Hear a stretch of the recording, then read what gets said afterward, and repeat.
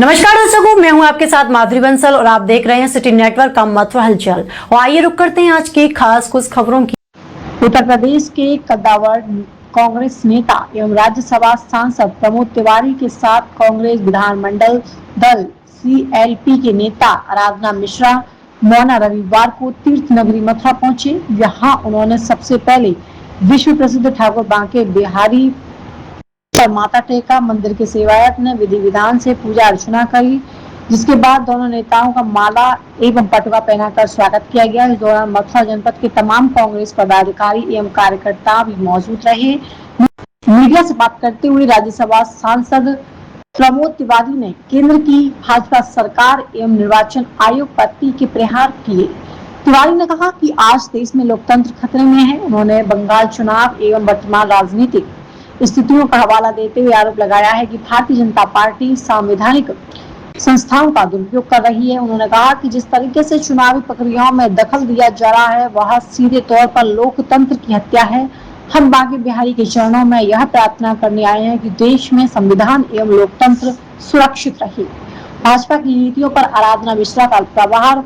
वही CLP leader Aradhana Mishra Mona ने भी सरकार को अड़े हाथों लिया। उन्होंने कहा कि उत्तर प्रदेश में लेकर बंगाल तक भाजपा सिर्फ सत्ता हथियाने का खेल कर रही है, जिसमें जनता की असली मुद्दे गायब हैं। उन्होंने निर्वाचन आयोग की निष्पक्षता पर सवाल उठाते हुए कहा कि संस्थाएं अब निष्पक्ष नजर आ रही हैं, जो एक स्वास्थ्य लोकतंत्र के लिए सबसे बुरा संकेत है। कार्यकर्ताओं में भरा जोश। मंदिर परिसर के बाहर भारी संख्या में जुटे कांग्रेस कार्यकर्ताओं को संबोधित करते हुए नेताओं ने आगामी चुनौतियों के लिए तैयारियां रहने के लिए आह्वान किया है। प्रमोद तिवारी ने कहा कि जनता अब भाजपा के झूठ को समझ चुकी है और आने वाले समय में इसका जवाब देगी। दर्शन एवं पूजा के इस कार्यक्रम को आगामी चुनावों से पहले कार्यकर्ताओं में जोश भरने एवं धार्मिक नगरी से बड़ा बयान राजनीतिक संदेश देने के रूप में देखा जा रहा है।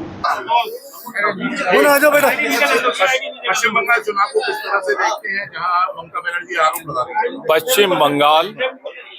पश्चिम बंगाल, आसाम और अभी मैं आया हूं जम्मू कश्मीर होकर। इलेक्शन कमीशन ने जिस तरह SIR किया वहां पे, जिस तरीके से वहां पे, क्योंकि आसाम में NCR हो चुकी थी, कश्मीर में, तो वहां जिस तरह कॉन्स्टिट्यूएंसीज का पुनर्गठन करके लोकतंत्र की हत्या की है, वरना आसाम में, कश्मीर में और बंगाल में ये चुनाव परिणाम नहीं आते। वहां भाजपा जीती है, लोकतंत्र हारा है। मैं सारे देश के दलों से एक आग्रह करना चाहता हूं कि एक हो और लोकतंत्र की रक्षा के लिए अपने हितों से ज्यादा देश के लोकतंत्र की हिफाजत करें। कांग्रेस ने इस देश को आजादी दिलाई है, लोकतंत्र हमने स्थापित किया, संविधान हमने बनाया, इसलिए हम संविधान की हत्या न हो इसके लिए अपील करते हैं, आह्वान करते हैं। हम ममता जी के उस बयान का भी स्वागत करते हैं कि सब एक हो जाएं। पर एक बात साबित हो गई कि अगर भारतीय जनता पार्टी को कोई शिकस्त दे सकता है तो वो कांग्रेस दे सकती है। क्षेत्रीय दल धीरे धीरे, आप तमिलनाडु में देखें, बंगाल में देखें, नहीं लड़ पाए। हमने लड़ लिया केरल में, छीन लिया केरल में। वहां पर एक परोक्ष रूप से लेफ्ट और बीजेपी के बीच में एक समझौता सा था।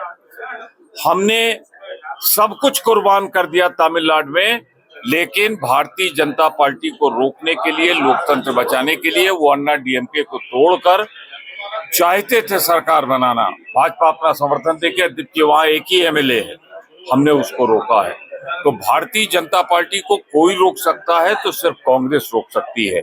इसके साथ एक बात और स्पष्ट कहना चाहता हूँ, भारतीय जनता पार्टी और राष्ट्रीय स्वयंसेवक संघ में एक अविश्वास है। आप देखें, 4 मुख्यमंत्री बने हैं। बिहार में मुख्यमंत्री कहां से आया? RJD से, JDU से, कांग्रेस। बंगाल में कहां से आया? कांग्रेस से, TMC से। आसाम में कहां से आया? कांग्रेस से। और जो पांडिचेरी राज्य नहीं है, पौंडीचेरी एक यूनियन टेरिटरी है, वहां भी जो गया है वो कांग्रेस से गया है। तो यानी कि अब आरएसएस के और बीजेपी के कार्यकर्ताओं को मोदी और अमित शाह की जोड़ी नहीं पसंद कर रही है।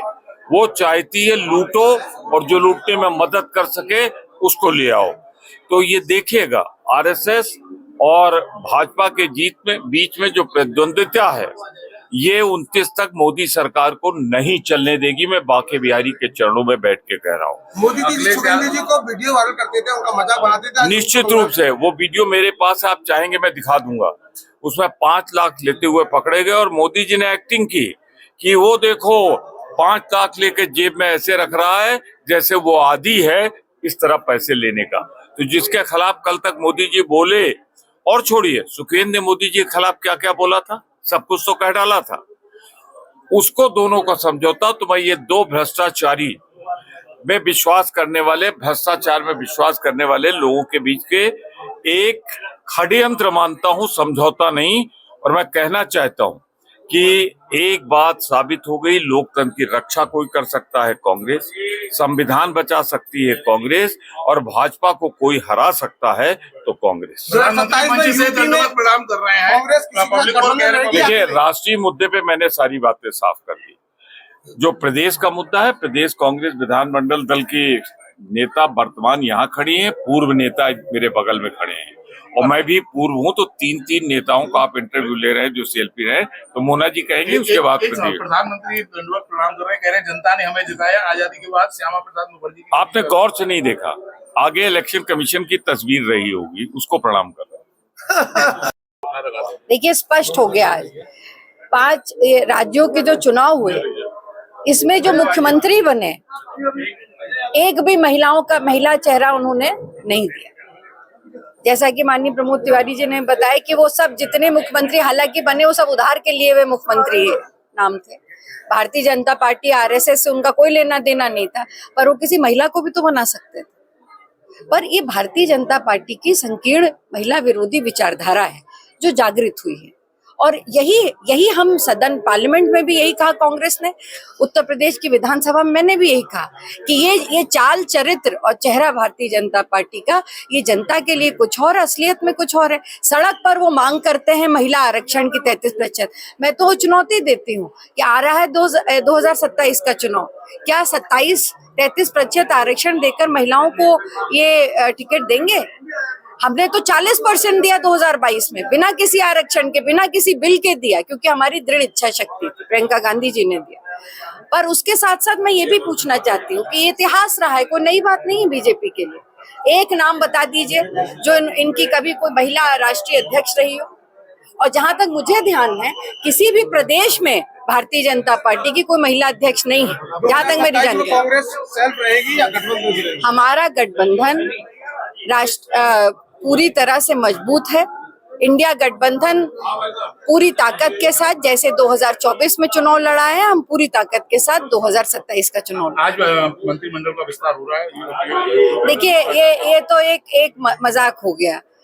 चुनाव की में मुश्किल से अभी 4 से 6 महीने घोषणा में बचे, सबको मालूम। तो केवल ये बैलेंसिंग करने के लिए, और दिल्ली और लखनऊ के जो आपस का विवाद जिसकी वजह से इतने दिन तक नहीं हो पाया, अब उसकी बैलेंसिंग करने के लिए वो करने, इसका कोई मतलब नहीं है।